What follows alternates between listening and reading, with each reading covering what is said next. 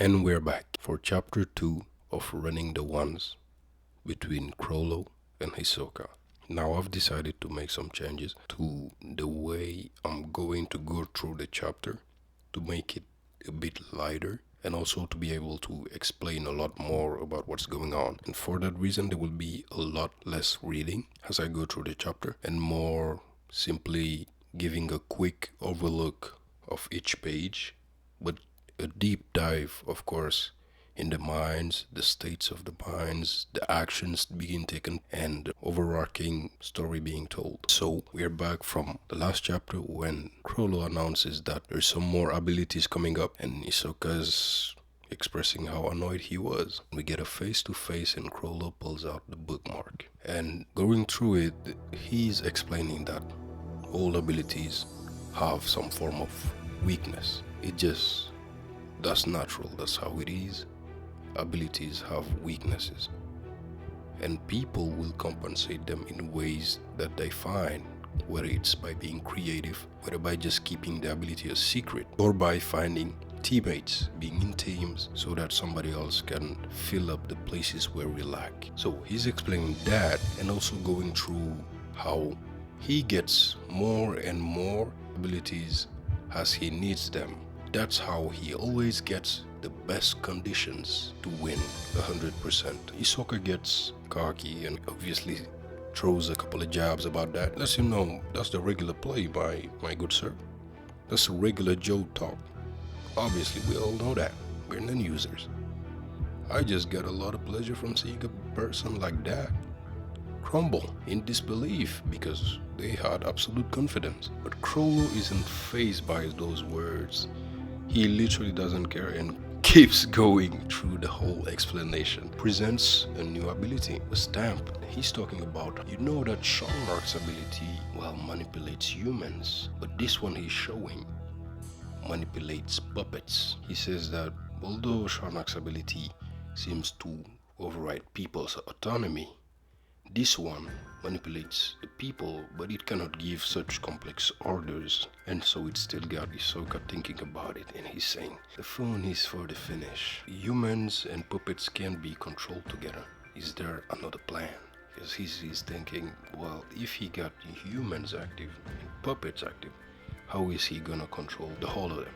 Well, Chrollo deactivates, or the stamp that he just activated, just so he could put the bookmark in a page and closes and uses both hands to activate an ability we already seen before, since it's Cortopis, which happens to be gallery fake, the divine left hand and the demonic right hands, which allows to copy objects. It can copy humans, but the humans or flesh created is unalive. It doesn't have any soul in it. Chrollo makes a copy of the judge that he killed and rolls it around. Then he opens his book and flips back to the page with the stamp on it, talking about how some humans can't see corpses as puppets, like the owner of this ability. For example, in this precise case, the copy is able to become a puppet, but the corpse is not. The corpse for this one user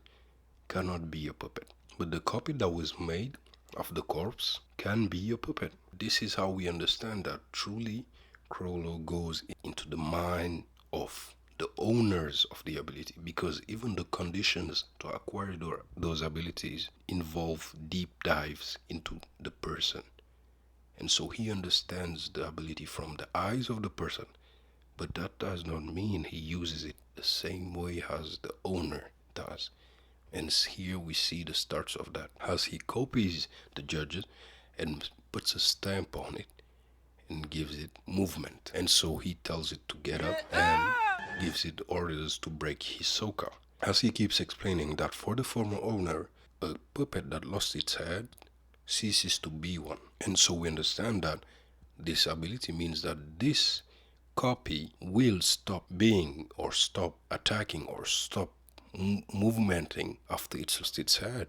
Chrollo is still on that deep dive as this puppet is attacking Hisoka, going at him full speed. Chrollo then dives into the fact that although they are puppets, since they are made of humans, feelings the personalities, the aspects of the humans in question still are valuable, let's say. So even in the ways that he gives orders, the interpretation might end up being really human and not be what he is looking for. As in being lacking at fully doing a job like killing because either they refuse or they don't assess it as dead. But by finding ways like saying break, which is something that takes the puppet sort of out of the conception of what he's attacking being human, he's applying the fact that if breaking is losing its head for whatever it's attacking, it has to go ahead and make it lose its head. And it's just a really beautiful way of showcasing how the owner of the ability really puts themselves into the ability, because that means that person really loved puppets to the point where the puppets, it was important for the puppets to have personalities, to have a flair, to have small details of the sort. And this offshoot of the ability has such depth because it's being used on something that's not something that the original user would have been using it on. But this is one of the consequences of that. But Chrollo acknowledges it all because he is really letting all that information about the owner enter him. And that's what he's explaining. And he says it himself that making something his own while acknowledging the darkness within the soul of the original owner, that's the true pleasure of Skill Hunter. That's the true pleasure of his ability. And Hisoka just, at that point, Hisoka grabs the judge, the puppet judge swiftly breaks his neck and sees that what Chrollo was saying is indeed true, and that the puppet stopped moving, the stamp went away, says, oh, I see. But the puppet's body doesn't disappear, and for that, Chrollo says, I haven't deactivated Gallery Fake yet, as we see the puppet's body. And he says something really important by saying, when the copy vanishes, you may conclude that Gallery Fake has been deactivated, which is a small jab in Hisoka's mind, putting ideas, because that is a natural conclusion. And Hisoka goes, and the last one? Chrollo flips through the books, puts out his hands, and at the palm of his hands we see arrows. A dark arrow pointing up and a white arrow in a dark background pointing down. And he expresses that this is an ability called Transfer Hands, or Convert Hands, Transfer Students. And when he uses the right hand, the target takes on Chrollo's appearance, and when he uses the left hand, he takes on the appearance of the target, if not the contrary. And when he just touches with both hands, it's a switch on both sides. It's an instant switch on both sides. He expresses that, to be fair, it's easy to recognize when you look at the palms, because those don't disappear. But then Hisoka starts to wonder if the whole Gallery Fake thing would be copying also the signs from this new ability. Well, Hisoka goes on inconclusive assumptions about this new ability, about how the Gallery Fake may be able to copy it. But then he talks about how the book is in the way of being able to use the both of them. After finishing explaining that, he says that all of this is to defeat Hisoka. And Hisoka's thinking, oh, we're done with all this talk. That was a good yapping session. Now we can finally get to it. And you can tell he's getting back to excitation. But Chrollo stops in and talks about one more ability that he already showed, but there is an aspect of it that he did not talk about. He's talking about how when the original user of an ability dies, he also loses access to that same ability. But when it comes to it, one ability seems to have stayed in his book even though the original user died. And just by saying that, although a bit slow, Hisoka started to understand that this might be a case of Nen after death. And that means that Nen ability has become stronger. Just gears up even more aura as he knows that this is serious. And Chrollo goes into explanations about this ability, how it's been from a Meteor City resident who, for revenge for his people, has assigned the bomb on another resident so that they could get revenge on somebody that's outside of the city. But unlike the user of Order Stamp, this resident from Meteor City actually had a vision of puppets similar to Chrollo, as if either human or anything else, alive or not, they may be puppets. That one is similar to Chrollo. And Chrollo, as he says all this, is asking Hisoka if he understands what this all means. And Hisoka got it, that maybe when the marks of sun and moon get placed, nothing else can take them down. Because when you think about it, the whole point of Order Stamp was to explain that, well, the sign is gonna be there till the head gets cut off. But this sign of sun and moon doesn't acknowledge somebody who is a puppet or stops being one. Although it's not exactly an ability that controls people, it's an ability that stays on somebody, but the disappearance, deactivation stops because just the emotions were that powerful. But he's using the Order Stamp to explain, without saying it out loud, that the signs won't be disappearing. And Hisoka says it, and Chrollo confirms it. Hisoka says, well, this is getting extremely troublesome. Gets ready. Chrollo lets him know, well, that's it. This is the end of my yap session. I hope you understand. I hope you understand that I'm gonna win this.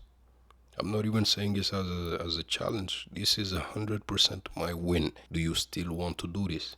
Hisoka says, of course. And he confirms that he wants the fight no matter what.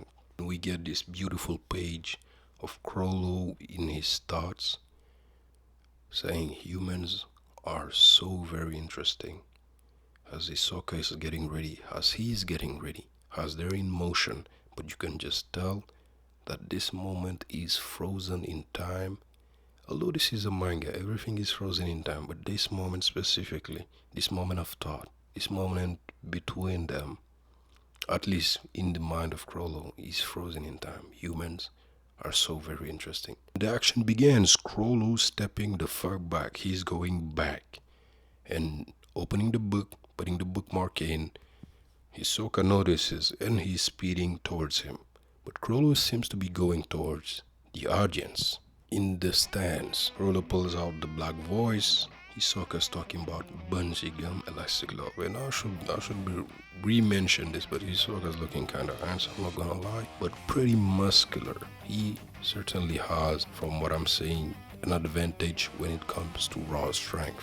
Chrollo's just surfing over the crowd in the stands, dodging left and right and going around so fast, and Hisoka still following. We even got the announcer screaming out that they are resuming their fight in the stands, which, to be fair, should have been predicted. The moment they start killing the judge, you cannot expect the arena to be the limits either. The judge was just the first one to go. You were on the list too. The stage was not supposed to stop around the arena because it's a death match. There is no ring outs. While going for Chrollo, he doesn't want to get too close too fast and not be careful because the antenna can still make this a quick and easy game over. If he stays away for too long, he's playing into Chrollo's game. But right as he's speeding up a bit, here pops a big-ass audience member right in front of him. Oh, I knew it. He'll try to block my sight. And he sees that Chrollo seems to have moved behind the fat man to the left. Hisoka says, okay, let me do a quick work here, and slashes the arms, goes for the neck, slashes it, breaks the arms, swiftly goes to the left, but then finds himself in front of another enemy hiding behind the fat man. This one too is using the antenna from Black Voice because you don't see a stamp on his head, and he slashes that same guy and also goes on the left. But then what he's faced with is that the man is gone, and he's just getting to realize a bit more that this was quite a troublesome ability. He's making a whole rundown of how he might have done all this. Black voice to bookmark, then activate convert hands, then transform into somebody else with his left hand, move the bookmark to convert hands, close the book, and lie in wait. That's his first conclusion about this. Now keep in mind, although we see him getting slowed down by what we may consider fodder, they don't stop being fodder, but they are still fodder in a heaven's arena, and lots of them are fighters themselves. That's what I think is a big part to keep in mind for the upcoming chapters from this point on, because we're in the audience made of fighters and other things, but these are not regular people. And I think that would be the last page, but not the last thought, because as we understand it, Chrollo isn't doing a full front attack. He has a whole plan, and every seed he's planting over here, in progress of the fight, you will be seeing more and more from what was planted here. And so that would be it. Thank you for the watch. Hope you come back, do the things, and I'll see you.